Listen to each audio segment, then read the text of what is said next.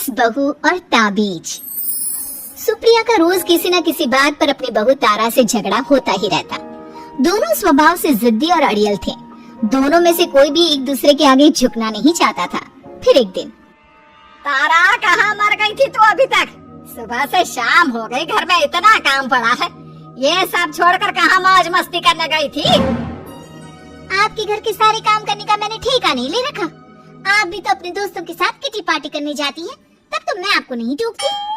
अरे मैं तेरी सास हूँ, तू मेरी सास नहीं है। सास है तो क्या मुझे चैन की सांस नहीं लेने देंगी आप? बहुत जबान चलने लगी है तेरी आजकल। आने दे मेरे बेटे को घर पर, फिर देख तेरी कैसे क्लास लगवाती हूँ। आपके पास और काम ही क्या है?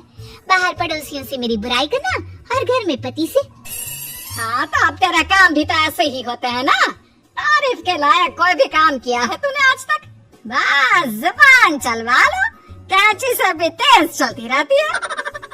सिर्फ जुबान ही नहीं, हाथ पैर भी चलते हैं, जिनकी वजह से आपको घर में इतनी सफाई दिखने को मिलती है, वरना आपको तो अपनी किटी पार्टियों से फुर्सत नहीं मिलती। तो कहना क्या चाहती है? घर का क्या सारा काम तू खुद अकेले करती है? तो और क्या नौकरानी करती है? इसी तरह तारा और सुप्रिया में आए दिन लड़ाई होती। दोनों के दिन की शुरुआत ही एक दूसरे से लड़कर शुरू होती और लड़कर ही खत्म होती, मानो ये अब उनकी दिनचर्या का हिस्सा बन चुकी हो। शाम को तारा का पति वैभव घर आता है। वैभव को देखते ही उसकी माँ सुप्रिया उसके पास आती है और कहती है, बेटा वैभव, अच्छा हुआ जो तू आज जल्दी घर आ गया। देख ना तेरी बीवी सुबह से मुझसे लड़ी जा रही है। माँ की बातें सुनकर वैभव तारा को जोर जोर से आवाजें देने लगता है। क्या हुआ जी, इतना चीख क्यों रहे हो? तारा, तुमने आज फिर माँ से लड़ाई की? अरे लड़ाई मैंने नहीं की, शुरुआत पहले इन्होंने की थी। समझा दीजिए अपनी माँ को। मुझे कहीं भी आते जाते टाइम टोके नहीं, वरना मैं अपना सामान बांधकर मायके चली जाऊंगी। इतना कहकर तारा वहाँ से चली जाती है। ये सब क्या चल रहा है माँ? किसी दिन मैं आप लोगों के चक्कर में जरूर पागल हो जाऊंगा। आप लोग कभी प्यार से क्यों नहीं रहते? अरे वो हमेशा मेरी बातों का उल्टा जवाब देती है बेटा। अब तू ही बता मैं क्या करूँ? तो आप उसे ताने मारती ही क्यों है माँ? वाह बेटा वाह, तुझे मेरे ताने दिखते हैं, उसका बात करने का तरीका नहीं दिखता। देखा नहीं वो किस तरह से बात करती है मुझसे? मुझे माफ कीजिए माँ, मुझे आप दोनों के बीच में पड़ना ही नहीं है। आप दोनों ही एक जैसे हो। इतना कहकर वैभव वहाँ से चला जाता है। वैभव के जाने के बाद सुप्रिया सोच में पड़ जाती है। धीरे धीरे समय बीतने लगता है और एक दिन सुप्रिया को पता चलता है कि उनके गांव में एक महात्मा ठहरे हुए हैं जो वशीकरण करना जानते हैं। तो सुप्रिया भागते हुए उन बाबा का पता ढूंढने निकल पड़ती है। इस बात की खबर जैसे ही तारा को चलती है, वो भी उस बाबा की खोज में निकल पड़ती है। अगले दिन सुबह आज तारा और सुप्रिया दोनों ही बहुत अच्छे मूड में होती है। न सुप्रिया तारा को देखकर कोई ताना मारती है, न तारा अपनी सास से बेवजह उलझती है। दोनों मिल बांट कर रसोई में काम करती है। भाई तारा, जरा मुझे वो चाय पत्ती पकड़ाना। ये लीजिए माँ जी, क्या आप मेरे लिए भी चाय बना देंगी? अरे हाँ हाँ, क्यों नहीं। इसी तरह दिन बीतते हैं और दोनों का रिश्ता भी निखरने लगता है। ऐसे ही देखते 3 महीने बीत जाते हैं। आजकल ये मैं क्या देख रहा हूँ? अचानक आप दोनों के बीच इतना प्यार कैसे हो गया? एक दिन था जब कभी माँ आप तारा को ताने देते देते नहीं थकती थी, और तारा तुम पहले तो कितना उलझती थी माँ से, तो अब ये अचानक क्या हो गया आप दोनों को? अरे ये सब तो एक बाबा का कमाल है, जिसने मुझे ये ताबीज दिया था। सुप्रिया के हाथ में बंधा ताबीज देखकर तारा चौंक जाती है। ये ताबीज तो उस बाबा ने मुझे भी दिया था, आपको अपने वश में करने के लिए। इसका मतलब तू भी उस बाबा से मिलने गई थी? आपकी हरकतों की वजह से ही मुझे जाना पड़ा था। ये सब क्या चल रहा है? मुझे तो आप लोगों की कोई भी बात समझ में नहीं आ रही। सुप्रिया वैभव को सारी बात बताते हुए कहती है, अरे जैसे ही मुझे पता चला कि हमारे गांव में जाने माने तांत्रिक बाबा आए हुए हैं जो वशीकरण करना जानते हैं, तो मैं बिना देरी किए उनके पास चली गई और बहू को अपने वश में करने की इच्छा उनके सामने रखी, जिससे ये मेरी हर बात माने। बाबा, मैं अपनी बहू से बहुत दुखी हो चुकी हूँ।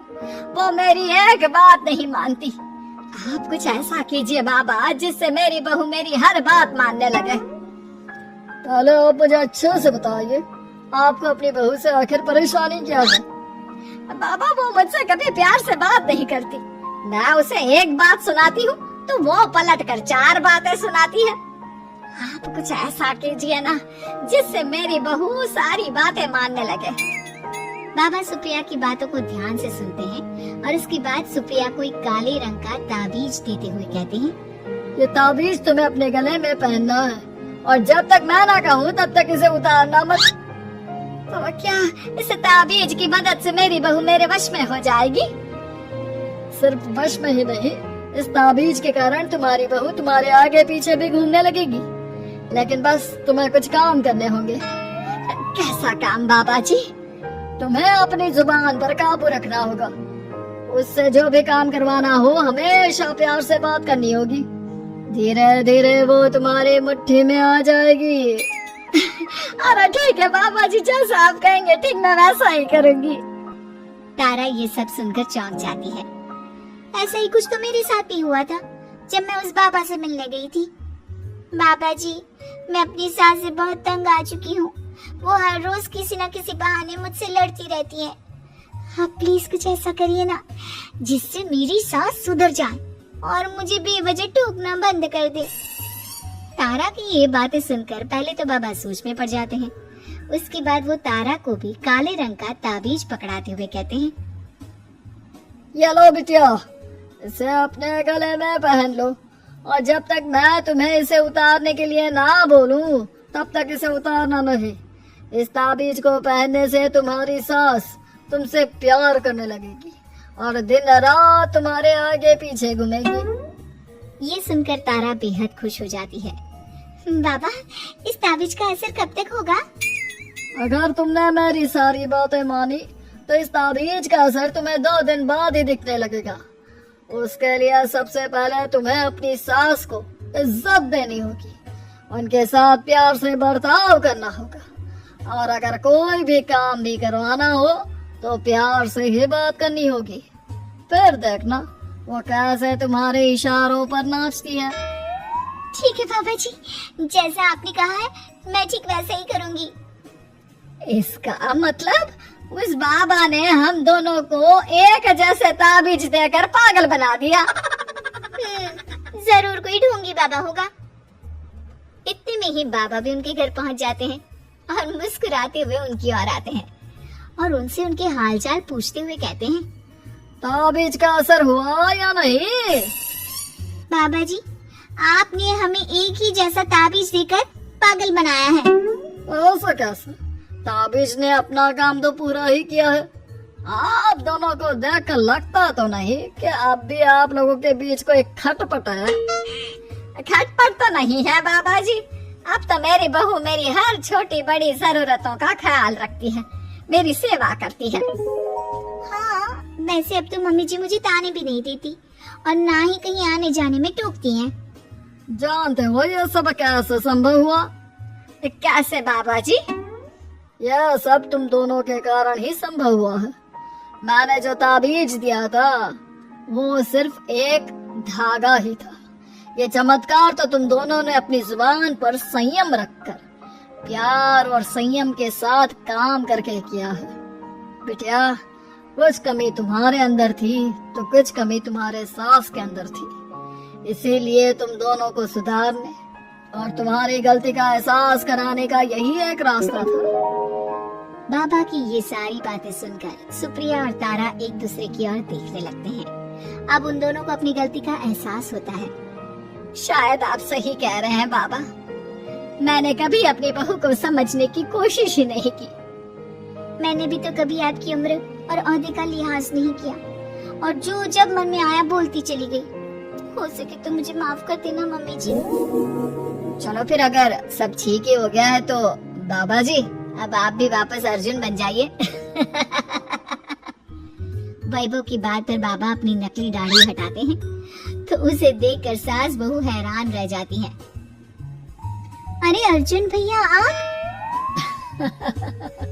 हाँ भाभी, आप दोनों के रोज रोज वाले झगड़ों से परेशान होकर एक दिन मेरे इस दोस्त ने एक प्लान बनाया और मेरी मदद मांगी, तो मैं इनकार कैसे कर सकता था। और देखिए आज उसका नतीजा हम सबके सामने है। सब जोर जोर से हंसने लगते हैं।